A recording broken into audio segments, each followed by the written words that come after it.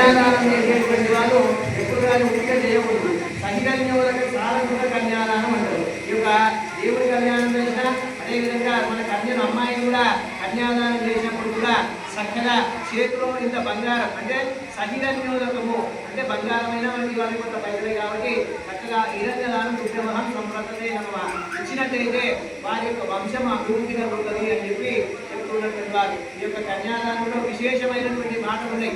మయా సహా గజపూర్వేష గజ అపరేష అంటే మా యొక్క నేను నాతో పాటు నా వంశం వాళ్ళు 10 తరాల ముందు వారు 10 తరాల తర్వాత వారు కూడా ఉద్ధరింపబడాలి అనేటువంటి కోరికతోటి ఈ యొక్క కన్యాదానం చేస్తున్నా.